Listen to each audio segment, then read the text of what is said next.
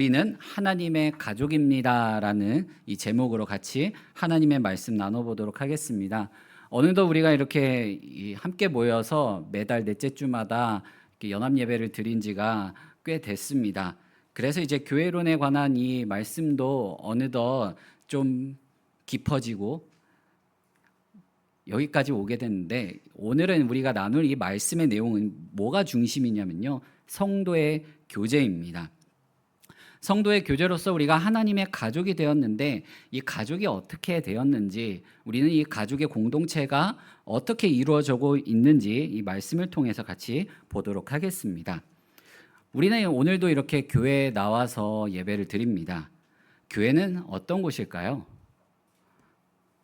교회는 어떤 곳일까요? 오늘 우리가 교회에 모여서 무엇을 했죠? 예배를 드렸습니다. 예배를 드리고 또 성도들 간의 사랑을 실천하기도 했습니다. 그 외에도 우리가 교회에 모여서 하는 일들은 정말 다양합니다. 참 많은 일들을 우리는 이뤄가고 있습니다. 근데 우리에게 교회가 어떤 곳이냐라고 물었을 때 이미 예배를 드리고 있고 우리의 사랑을 실천하고 있다고 말할 수 있습니다. 그런 의미에서 교회는 과연 어떤 장소일까요? 교회는 단지 예배를 드리는 곳일까요? 교회는 단순히 사역을 하는 곳일까요? 단순히 이 사랑을 실천하는 곳일까요? 교회는 분명히 목적이 있긴 하지만 그 목적이 다가 아닌 곳입니다. 교회는 과정이 아름다운 곳입니다. 우리가 예배를 드리기 위해 준비하는 모든 과정이 아름다워야 되는 곳이고요. 우리가 사랑을 실천하기 위해 뭔가 목표로 하고 사역을 이뤄갈 때 그 과정이 아름다워야 되는 곳입니다. 다시 한 번 더 물어보겠습니다. 교회는 무엇을 아름답게 만드는 곳이라고요? 자, 따라해보겠습니다. 과정. 네. 교회는 과정을 아름답게 만들어 나가는 곳입니다. 그럼 이 과정을 아름답게 만들기 위해서는 우리는 어떻게 해야 할까요? 우리는 이 과정을 아름답게 만들어 나가기 위해 많은 일들을 하고 있지만 때때로 이 주객이 전도될 때가 참 많이 있습니다.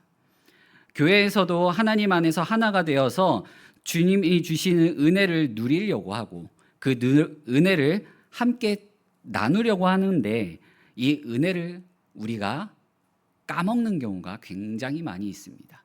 은혜를 위한 일을 하지만 은혜를 까먹는 일들이 굉장히 많이 일어난다는 거예요. 그 이유 중 하나는 뭐냐면 그 과정이 아름답지 못하기 때문에 벌어지는 경우입니다. 한 가지 예로 말씀드리자면 이 가정, 우리가 가족을 하나 예로 말씀드리겠습니다. 우리가 결혼을 하는 이유는 돈이 많고 뭔가 능력이 뛰어난 그 배우자를 만나 내 인생을 뭔가 뒤집고 더 나은 미래로 가는 게 목표일까요? 아니면 사랑하는 사람과 이 사람과는 평생 함께하고 싶은 마음에 결혼을 하는 것일까요? 어떤 걸까요? 대답을 안 하시는 거 보면 우리는 다 사랑을 해서 가정을 이룬 것입니다. 그러면 이 부부의 사랑의 결과물이라고 말할 수 있는 게 뭘까요? 바로 자녀들입니다. 자녀를 키우면서 이 자녀가 주님 안에서 믿음을 가지고 건강하고 바르게 성장하기를 바라는 마음으로 키우십니까? 아니면 이 자녀를 내가 잘 키워내서 내 팔자 좀 펴보겠다. 둘 중에 어떤 건가요? 또 대답을 못 하십니다. 우리는 주님이 주신 자녀를 믿음 안에서 잘 길러내서 건강하고 별탈 없이 성장하기를 바랍니다. 그 마음으로 우리가 자녀들을 키웁니다. 그거와 마찬가지로 교회도 똑같다는 겁니다. 교회도 사역을 통해서 뭔가 이득을 보기 위한 것이 아니라, 우리 교회 이름을 날리는 것이 아니라, 우리가 교회를 통하여 예배를 준비하면서 그 가운데 하나가 되고, 또 우리가 하나가 되어서 드리는 이 예배를 통하여 하나님께 영광을 올려드리기 위함입니다. 우리는 그렇게 하나가 되어서 예배를 준비하는 과정 속에 예수 그리스도를 닮아갑니다. 우리가 또 뭔가 사역을 목표로 하고 준비하며 나아갑니다. 이 사역을 함께 준비하며 나아갈 때에도 이 사역을 뭔가 성공적으로 이루고자 하는 것보다 그 과정 속에서 우리가 아름답게 하나가 되어서 예수님을 닮아가는 것입니다. 우리는 이미 예수님이 다 이루시고 완성하신 그 일을 바라보며 그 일이 우리 삶 가운데 임할 것을 믿으며 나아가는 사람들입니다. 교회 안에서 함께 지내다 보면 뭐 이런저런 일들이 많이 있습니다. 내 기준에 미치지 못할 때도 있어요. 저 사람은 왜 이렇게 말이 느릴까, 행동이 느릴까, 뭐 이렇게 생각할 때도 있고, 저 사람은 왜 이렇게 마음이 급할까, 성급할까, 이렇게 생각할 때도 있습니다. 하지만 그건 어디까지나 나의 기준입니다. 우리는 이렇게 일을 함께함에 있어서 진리의 문제가 아니라고 한다면 서로 조금 이해해주고 기다려주고 함께 발맞춰 나갈 필요가 있습니다. 조금 느리신 분들을 위해서는 함께 속도를 낮춰서 가야 될 필요가 있고요. 조금 빠르신 분들이 있다면 나도 같이 조금 빠르게 걸어보는 것도 필요하다라는 겁니다. 우리는 뭐가 됐든 간에 이렇게 함께 발맞춰서 가려고 하는 이 자세가 필요합니다. 이 자세가 있을 때 비로소 성도의 교제가 온전히 이루어지게 됩니다.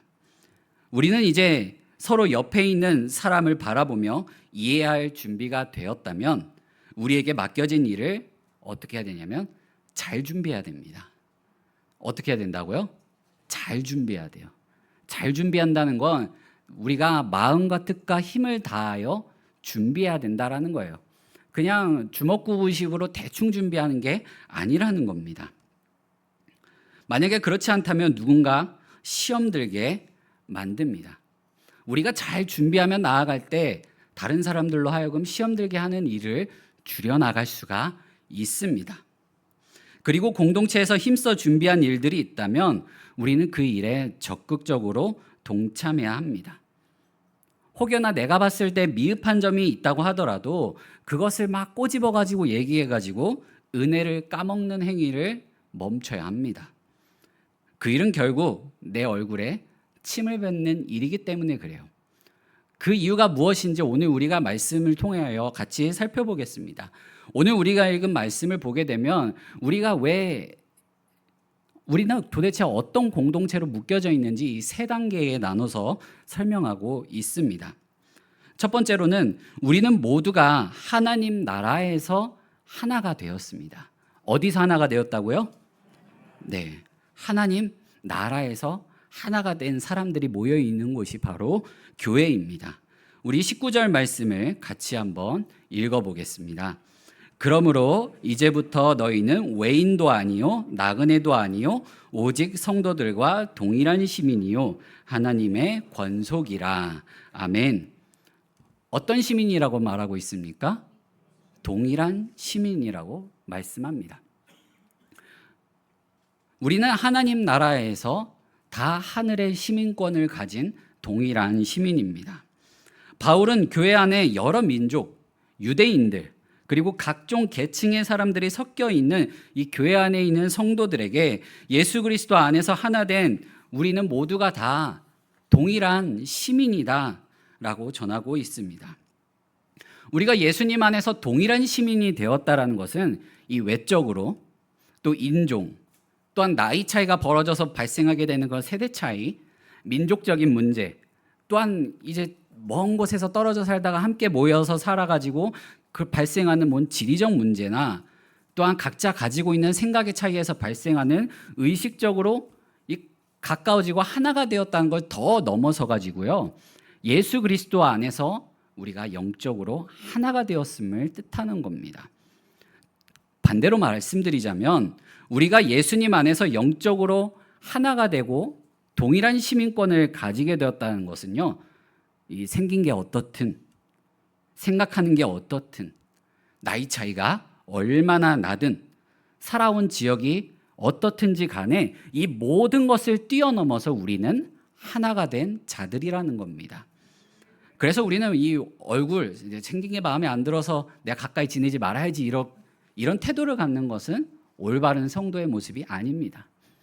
지역적인 갈등이 있는 곳에서 서로 자라왔다고 해서 적대시하는 것도 올바른 성도의 모습이 아닙니다.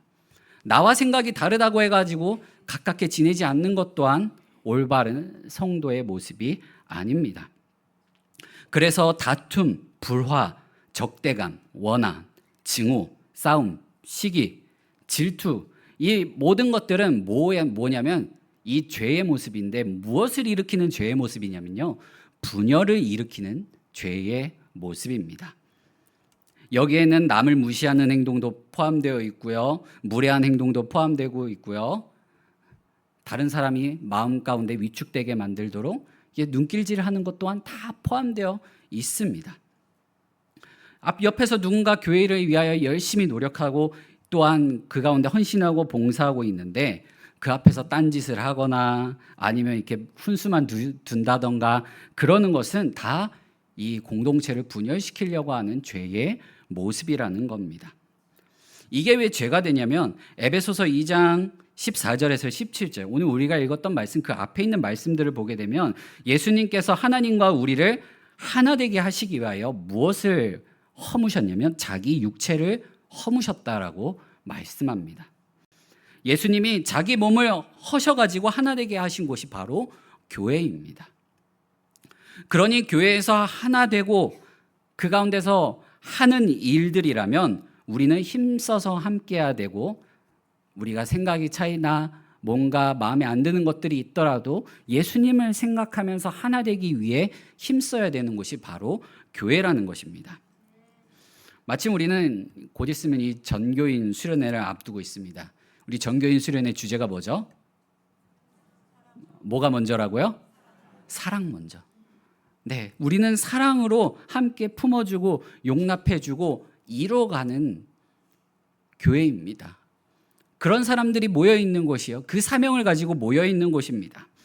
우리가 함께 모여가지고 주님 안에서 아름답게 하나가 되고 있음을 보여주어야 하는 곳이 바로 교회입니다.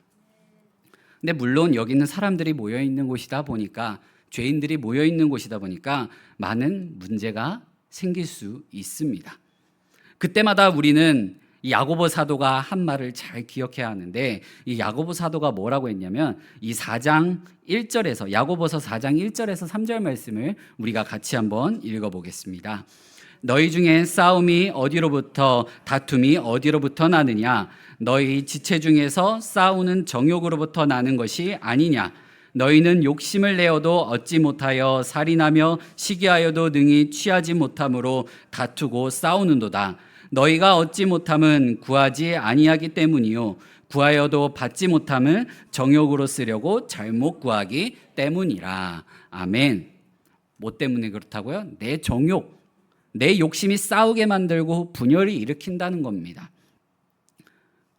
그때마다 우리는 뭔가 갈등의 문제가 생기려고 할 때마다 내 자신의 이 분열되어 가려고 하는 이 본성을 깨달아 알아야 됩니다. 잊지 말아야 합니다. 그때마다 우리는 이 갈라디아서 2장 20절 말씀처럼 내가 그리스도와 함께 십자가에 못 박혔나니 그런즉 이제는 내가 사는 것이 아니요 오직 내 안에 그리스도께서 사시는 것이라. 이제 내가 육체 가운데 사는 것은 나를 사랑하사 나를 위하여 자기 자신을 버리신 하나님의 아들을 믿는 믿음 안에서 사는 것이라. 아멘. 우리도 교회 안에서 가족으로서 하나가 되어 나아가기 위해선 뭐가 되어야 되냐면 내 자신을 내려놓을 줄 알아야 되는 거예요. 내 자신을 버려낼 줄 알아야 된다는 겁니다. 그냥 죽었다 생각하고 살아가는 거예요. 우리는 그렇게 하나님 나라의 백성, 하늘의 시민권을 가진 사람들이 되었습니다. 그러면 우리는 하나님 나라에 속하여 하나님의 통치를 받는 자들이라면 어떻게 해야 될까요? 하나님의 말씀에 순종하고, 또한 하나님께서 교회를 세워주셨고, 또한 우리 이 수많은 교회들 중에 우리는 하나님께서 세워주신 한강교회에 모여서 함께 예배를 드리고 있습니다. 그렇다면 우리는 우리 교회 안에서 세워진 이 질서를 잘 확립해 나가고, 또한 이 질서에 순종하며 따라가려고 하는 모습이 필요합니다. 이게 바로 우리가 시민권을 가지고 있는, 하나님 나라의 시민권을 가지고 있는 사람들의 모습입니다. 근데 이렇게 뭔가 하늘에 속한 이 시민권만, 동일한 시민권을 가진 사람들이라고만 한다면 조금 말이 딱딱하고 우리 관계가 너무 사무적인 것처럼 느껴질 수도 있습니다. 근데 19절 하반절에 보면은 우리 관계를 또 뭐라고 말씀하냐면요. 우리 19절 말씀을 한 번 더 같이 읽어보겠습니다. 그러므로 이제부터는 너희는 외인도 아니요 나그네도 아니요 오직 성도들과 동일한 시민이요 하나님의 권속이라. 아멘. 우리는 하늘의 시민권을 가진 동일한 시민일 뿐만 아니라 누구의 권속이라고 말씀합니까? 하나님의 권속이라고 말씀합니다. 우리가 하나님의 권속이 되었다는 것은 이 하나님의 집, 하나님의 가족 안에 하나가 된 사람들이라는 거예요. 그러니까 옆에 있는 사람은 그냥 똑같은 시민권을 가진 그냥 사람이 아니라 가족이에요. 내 가족이라는 겁니다. 히브리서 2장 11절 말씀을 같이 한번 읽어보겠습니다. 거룩하게 하시는 이와 거룩하게 함을 입은 자들이 다 한 근원에서 난지라. 그러므로 형제라 부르시기를 부끄러워하지 아니하시고. 아멘. 우리 옆에 분들과 한번 인사해 보겠습니다. 나는 당신이 부끄럽지 않습니다.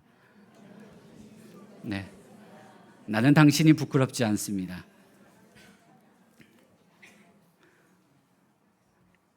우리 옆에 분들과 한 번 더 인사해 볼까요? 나는 당신이 자랑스럽습니다. 네. 저는 우리 성도님들이 참 많이 자랑스럽습니다. 대신 저를 부끄러워하지는 말아주세요. 네.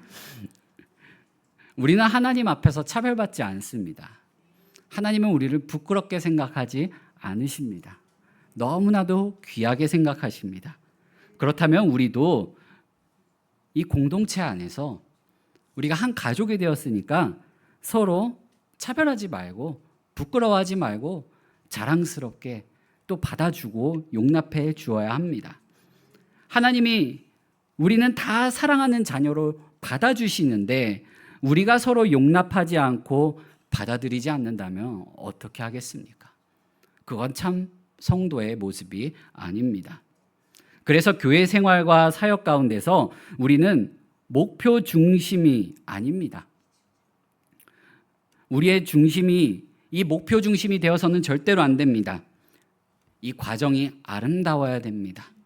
내 옆에 있는 사람과 함께 갈 줄 알아야 합니다. 준비하는 일에 함께 해야 합니다. 우리가 목표로 하는 일에 함께 해야 합니다. 서로 돌봐주고 보살펴주고 일으켜주고 힘이 되어주고 버팀목이 되어주어야 합니다. 하나님께서 우리는 동일한 하늘의 시민권으로 묶어주셨고 또 하나님의 가족의 일원으로 묶어주셨습니다. 우리는 이 교회라는 공동체 안에 있다 보면은 어떨 때는 너무 이 따뜻한 이 모습만 생각할 때가 많아요. 사랑으로 보듬어주고 용납하는 그 모습을 참 많이 우리는 떠올립니다. 물론 이게 중요합니다. 따뜻함이 교회 안에 있어야 합니다.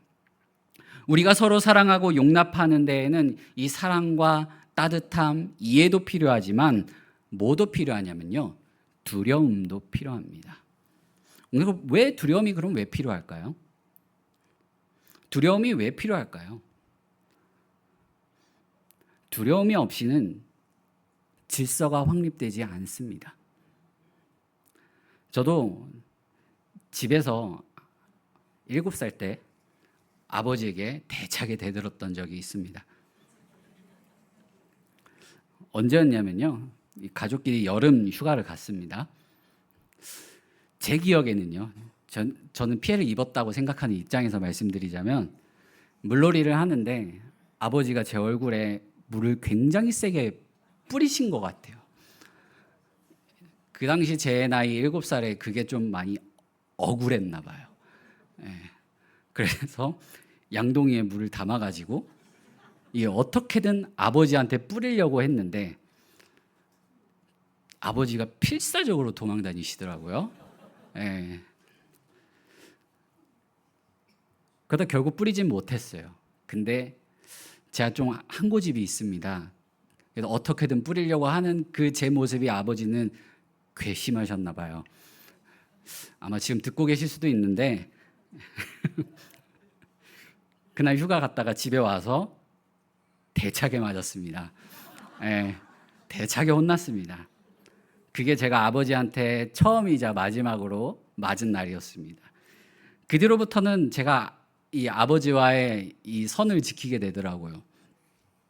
그렇다면 우리가 이 교회 안에서도 두려움을 가지고 공동체 생활을 해야 된다는 것은 무슨 의미가 있을까요?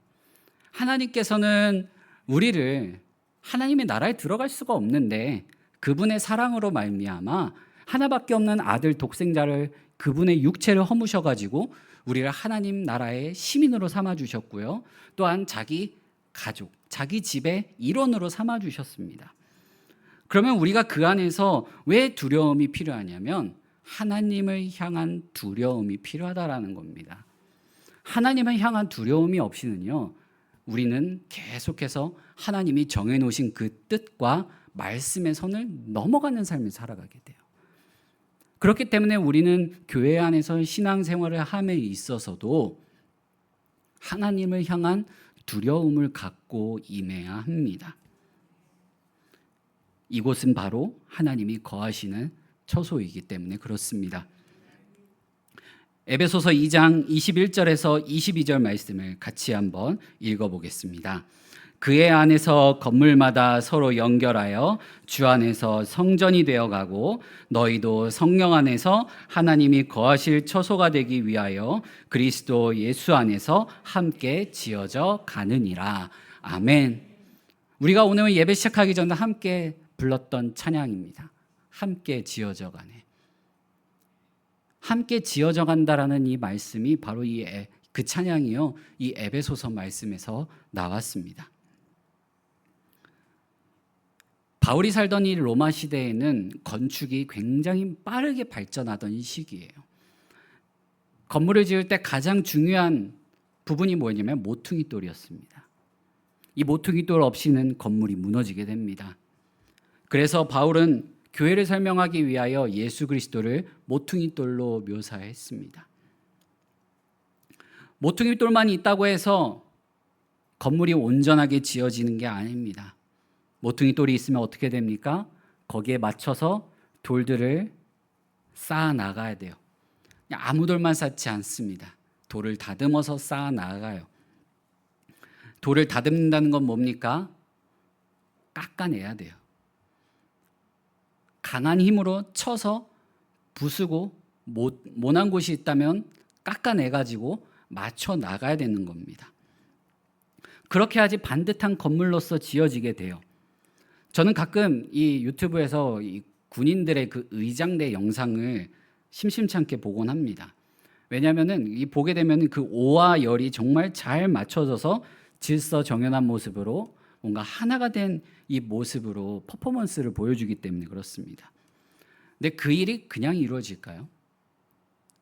피나는 노력과 연습을 통하여 이루어집니다. 의장대가 이렇게 서로 호흡을 맞춰서 훈련하는 과정에서 서로에게 만약에 불필요한 행동이 있다면 줄여나가고, 또한 하나가 되는데 뭔가 어색한 부분이 있다면 그것을 교정해 주면서 나아갑니다. 오늘 우리가 읽은 이 말씀, 에베소서 2장 21절에서 22절 말씀에 서로 연결하여라는 그 의미가 바로 그런 뜻입니다. 서로 연결하다라는 의미는 이 돌멩이, 이 바위 덩어리에서 모난 부분을 정확하게 잘라내고 다듬어 내 가지고요, 다른 돌들과 특히 모퉁이 돌 대신 예수님과 잘 맞아떨어지도록 다듬어 나가서 붙여낸다라는 거예요. 그러면 우리도 성전으로서 지어져 나간다라는 건 무슨 의미일까요? 우리가 성전으로서 함께 지어져 나간다라는 것은 내가 예수님께 딱 맞춰 들어가기 위하여 나의 모난 모습들, 그것을 깎아내고 다듬어 내 가지고 예수님에게 붙여져서 함께 지어져 간다라는 뜻입니다. 예수님과 연결되어 나아간다라는 거예요. 근데 단순히 연결돼서 지어나가는 게 아니라 그 연결되는 모습이요, 더 강하고 더 아름답게 서로 연결된다는 겁니다. 그러니까 단순히 그냥 우리는 하나가 되는 게 아니라 우리는 예수님 안에서 더 강한 그리스도인들, 예수님 안에서 더 아름다운 그리스도인들로 성장해 나간다는 것입니다. 그렇게 교회는 강하고 아름답게 지어져 가는 곳입니다. 사랑하는 성도 여러분, 저는 우리 한광교회가 주님 안에서 이렇게 더 강하고 아름답게 다듬어져 연결되어 가고 있다라고 믿습니다. 또 그러한 비전을 갖고 바라보고 있습니다. 우리 교회는 지금도 더 강하고 더 아름답게 지어져 가고 있습니다. 하나님께서 우리 교회를 더 강하고 아름답게 지어가시기 위해 우리를 계속해서 연단하시고 훈련시키시고 다듬어 가십니다. 네, 더 강하고 아름다워지려면 어떻게 해야 될까요? 그냥 있는 돌들만으로는 안 됩니다. 새로운 돌들이 들어와야 돼요. 그래서 새신자들이 옵니다. 그러면 우리는 이 교회에 새로 오신 분들이 있다면 그분들을 어떻게 해야 되냐면 예수님에게 잘 붙어서 아름답게 지어져 갈 수 있도록 그분들을 성전을 지어가는 새 돌로 다듬어 주는 역할들을 해야 합니다. 그래서 바울은 21절 끝에 뭐라고 말하냐면 성전이 되어간다라고 표현합니다. 성전이 되어가는 겁니다. 성전으로서 성장해 나가는 겁니다. 에베소서 5장 27절 말씀을 보면 자기 앞에 영광스러운 교회로 세우사 티나 주름 잡힌 것이나 이런 것들이 없이 거룩하고 흠이 없게 하려 하심이라. 아멘. 더 강하고 더 아름답고 더 영광스럽게 지어져 갈 교회는 주님이 다시 오시는 그날 이 땅 가운데 온전하게 드러날 것입니다. 그때까지 우리는 계속 지어져 가는 교회입니다. 그리고 그만큼 우리에게도 교회를 아름답고 강하게 지어갈 사명이 있습니다. 책임이 있습니다. 그렇게 우리는 교회를 하나님을 경외하는 마음, 두려워하는 마음 가운데 지어가야 합니다. 그냥 내 멋대로 지어나가면 어떻게 됩니까? 건물이 무너집니다. 그렇기 때문에 우리는 하나님을 향한 두려운 마음을 가지고 하나님의 말씀을 따라 교회를 지어 나가야 된다는 것입니다. 우리가 이와 같은 마음으로 임할 때 더 하나가 되고 아름다운 모습이 드러나는 것입니다. 하나 되는 모습이 보여지는 거예요. 분열되는 모습이 아니라 하나가 된 아름다운 교회로서 그 모습이 드러나게 되는 겁니다. 화평과 화해, 사랑과 용납이 우리 가운데 넘쳐나게 되는 것입니다. 사랑하는 성도 여러분, 말씀을 정리하겠습니다. 우리는 하나님의 가족입니다. 만왕의 왕이신 그 하나님 집안에 함께 살아가고 있는 가족입니다. 그 하나님을 경외하고 두려워하며 그분의 말씀을 따라 살아나가는 하나님의 가족입니다. 교회는 그런 하나님 나라의 시민들이 모인 곳입니다. 하나님의 자녀들이 모여 있는 곳입니다. 거룩한 하나님의 집에 사는 가족입니다. 그러니 가족끼리 언제까지 우리는 얼굴을 붉히고 싸우고 무시하고 창피를 주며 살아갈 수는 없습니다. 하나님이 우리를 사랑해 주시고 용납해 주시고 예수님이 자기 몸을 허물어 화목하게 하셨다면 우리도 그 모습을 닮아야 합니다. 교회 안에서도 우리가 사람이 사는 곳이다 보니까 다툼이 일어날 수 있습니다. 서운한 마음이 들 수도 있습니다. 때로는 대면하거나 또 인사도 하지 않거나 무시하는 경우도 있습니다. 아니면 아예 피하는 경우도 있습니다. 대화조차 안 하려고 하는 경우도 있을 수 있습니다. 하지만 그럴 때마다 주님이 우리를 용서하신 것처럼 우리도 용납하고 화해하고 화평의 길로 나아가 하나가 되어지는 그 아름다운 모습을 보여주어야 합니다. 왜냐하면 우리는 하나님의 가족이기 때문에 그렇습니다. 사랑하는 성도 여러분, 우리 모두 하나님 나라의 백성임을 기억하고 하나님 집의 가족임을 기억하고 거룩한 하나님을 아버지로 두고 있음을 잊지 않으며 살아가는 우리 모든 성도님들 되시기를 간절히 소망합니다. 우리 이 시간 함께 같이 찬양하겠습니다. 우리 이 시간 같이 찬양할 때 우리가 주님 안에서 하나가 되었음을 생각하며 이 찬양의 고백이 우리의 고백이 되기를 간절히 소망합니다.